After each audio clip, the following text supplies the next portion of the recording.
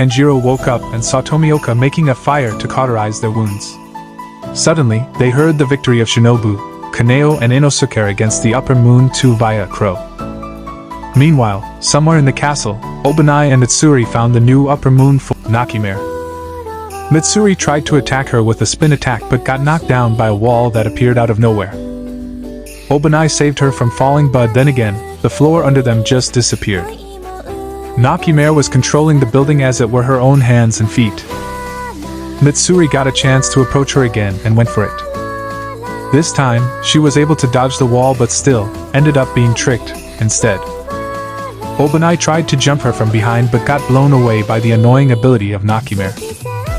Gyomei and Michiro were also heading towards Musen. Just before Gyomei finished his warning, Michiro was separated by the building and sent to the Upper Moon 1, Kokushibo. Michiro was trembling after being overwhelmed by the majestic aura of the Upper Moon 1. Kokushibo asked for his name as he sensed the familiar whiff. Then, he realized that Michiro is a descendant of his. However, Michiro did not waste time and attacked him with the second form of mist breathing. Then, he attacked him with the fifth form, but none of his attacks posed a threat to the upper rank one. When Kokushibo saw the demon slayer mark in Michiro's cheek, he was impressed. Then, Michiro used the seventh form and created the obscuring clouds. Kokushibo finally acknowledged him and decided to draw his sword. Despite being a demon, he used the first form of moon breathing and cut Michiro's left hand in the blink of an eye.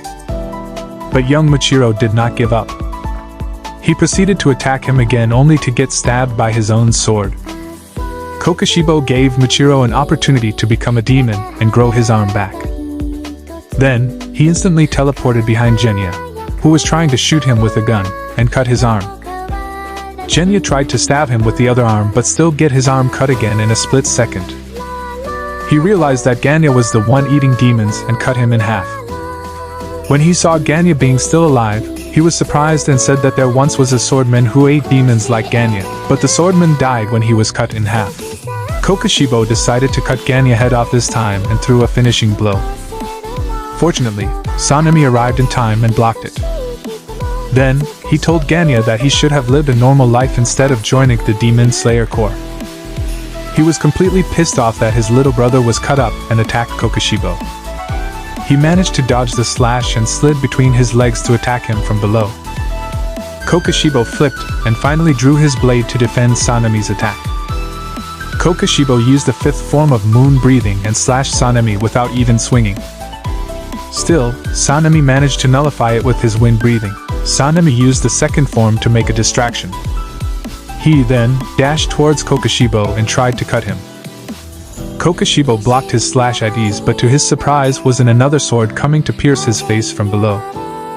It was Genya's sword and Sanemi was holding it with his toes to attack Kokushibo. Still, he was fast enough to dodge it. The clash afterwards went wild and Sanemi was able to hold his own. Kokushibo was amazed by Sanemi's flexible movements.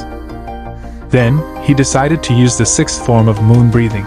It was a wide area attack and cut not only Sanemi but also all the pillars around them. Sanemi was severely injured, but Kokushibo's sense also became dull. It is because Sanemi is a merchi and his blood can intoxicate demons.